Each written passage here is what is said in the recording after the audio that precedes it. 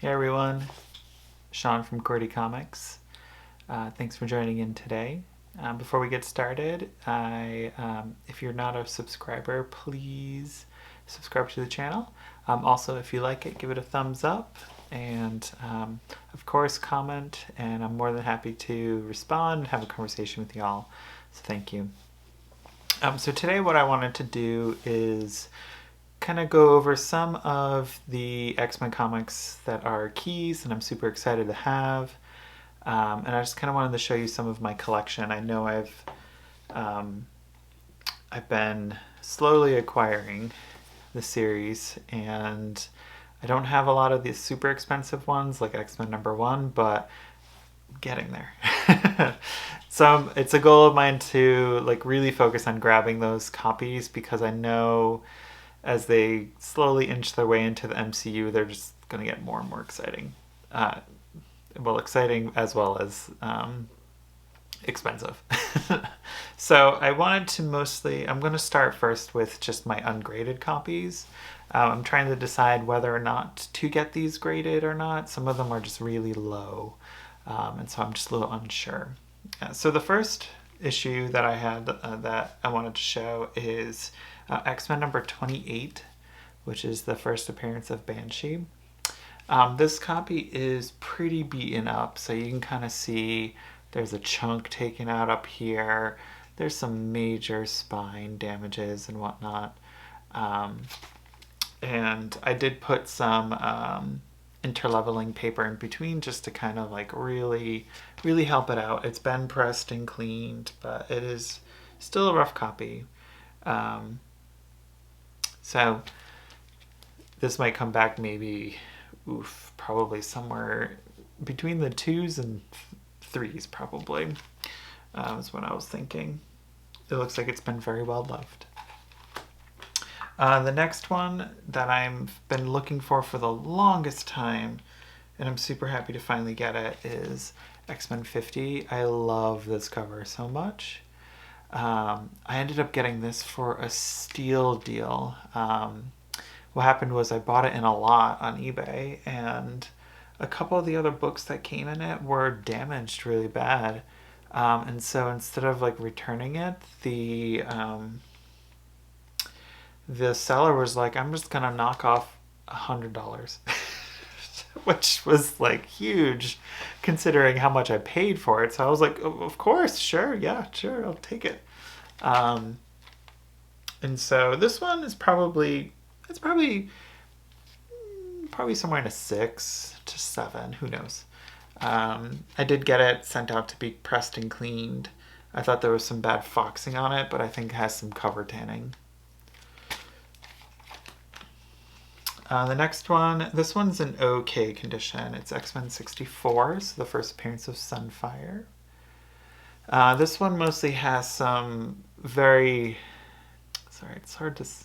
has a lot of love along the spine, so it doesn't look like it was bagged and boarded. I don't remember how much I paid for this. I don't think it was too much, or maybe I paid a little too much for it, but again, I was excited to have this.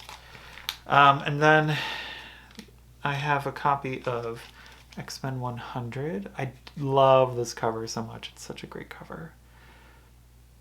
Old versus new team. It's just it's just really great. But I have a couple of copies of this, and I'm trying to find a nice high grade to get graded. So this one, I don't know, it might be like a 7.5. And then these are kind of beaten up a little bit, but I have X-Men 120 and 121, so the cameo and first appearance of Alpha Flight. We all know the covers. I think these are kind of the first older X-Men comics that I got as a kid. So one of the neighborhood kids had these and he didn't want them, and he just gave them to me, and I was 10 or 12, and I was like, yes. Of course, I didn't know how to properly store them, and so I did put them in bags and boards when I was a kid, but they probably could have been standing up. They were just laid on top of each other. I haven't pressed and cleaned these, but they will be going into some type of Mylar soon. So I've been upgrading my Uncanny X-Men run Volume 1 all the way to probably like 150, maybe a little bit more, to be in some type of Mylite. All right, so those are the ungraded copies, and I wanted to jump into graded copies and show off some of the books that I'm super excited to have. And the first one I wanted to show you is, considering how this book is going now, like, I'm super happy for how much I paid for it, and I paid for it on a whim. I was like, I'm gonna bid this much, and if I get it, I get it, and I got it. And so I was like, okay. I think I probably got it at that time because I paid fair market value for probably like off-white to white pages, so I probably paid a little bit more. This book is cream to off-white, but it is Giant Size X-Men #1. So I've been hunting for this and wanting it so bad since, ever reading X-Men, mostly because obviously my favorite character is Storm. It's her first appearance, but then there's so many other characters here that I love in their first appearances as well. And so I was just super excited about it. For transparency, I paid, I think, like $1,600 for it at the time, and these things are blowing up right now, so I was super happy that I got that book at the time. I hear people get it, what they paid for X-Men 1 like 5 years ago and what it is now, and I'm just, it hurts, but I need to figure out how to, like, when to bite the bullet and get it. So the next one is my lowest issue number copy of X-Men. And I got this at a shop. This guy just had it. He was selling it for like $100 for it. And I was like, yes, I want it. It's not in the best condition, but even graded at what it is, it's still worth more than what I paid for it. And it's X-Men issue 5. So obviously there's some major cover tanning and fading going on here, but it's still in wonderful condition. It got off-white pages, so that's pretty good for a comic of this age. And it didn't have that, it just, had some spine love, and I think the back cover had some, minor, just like some sun damage to it and whatnot, but all in all, I think it's in really great condition. So this just says it's the 3rd appearance of Magneto, 2nd appearance of Scarlet Witch, Quicksilver, Mastermind, and Toad. And the next one, I knew it was going to be low grade quality, and I didn't pay too much for it. I got it when I went back to Rhode Island to visit my family. That's where I'm born and raised. And it's X-Men number 14, the first appearance of the Sentinels. So this one, see, it's a 4.5, so it's not too high. It's off-white pages. I knew it had, it was beaten up all along the spine. And then it definitely had some, production challenges where here's where the staple marks are. I think some of the older books had binding problems like that a little bit, but they didn't ding it too much. But I was like, you know what, I want it. And so I grabbed it. I maybe paid $100 for it. So this one here, I was super bummed about the grade that I got on it because I thought it was going to be much, much higher. It's X-Men number 58, the first appearance of Havoc. It's a 7.5. I thought this was going to probably get an 8.59, but it's hard to see on video, but it has some bad cover tanning, and so that hit it really bad. But I didn't know what the original cover looked like, so it's kind of hard to compare what a high quality is versus in the moment. Again, I think I only paid I'm trying to remember. I think I paid $115 for this or something. It's in really great condition, just the spine and the cover itself. A little bit worn along the covers. So then the next, I have two copies of this. We have X-Men number 94. So this is actually the first graded book that I've ever sent off to CGC. And then this one, I paid like $175 for it. It definitely has love. It just definitely has some cover staining to it. I knew it wasn't like super high level. I knew it was probably in this grade when I paid for it at the time. It was kind of great. I was like, I have some money to actually dish maybe $200 on a comic book, so I'm going to do it. And no regrets. And I think it just kind of unlocked my whole interest in wanting to grade and seal my comics. So the next conditioned copy of it is, I found this one person on eBay, and he had some really great photos and like how everything was like photographed, and he had a copy of X-Men 94, and I was like, oh, do I want to pay this much? I got it for like $400. So first off, that's a lot of money. But the book looked like it was in great condition. Definitely not like a high nines or anything, but I was like, I think there's a lot of stuff here where you can like really press it out. And so I did some press and cleaning, and it got an 8.5. And so definitely got my money's worth on this. The book itself is so clean. Where it had its most damage is about here, so where it was in the spinner. Ended up buying a bunch of books from this seller. And I think you've seen in a previous video where I got a bunch of those books back, and they all came back in the 9s. So this is part of that series that person sold. So a lot of it is all those new, like they're sitting in those spinner racks, and they all had the dings along the spine right here where the spinner rack was.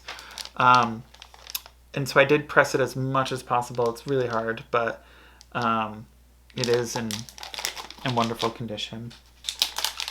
So the next one, it's kind of funny because I went to a Wizard World convention, and I have 2 copies of this, and there was it looked so pristine copy of X-Men 101. Like so pristine. And this is again when I just first started really understanding grading and all that stuff, and I was like, oh, this looks great.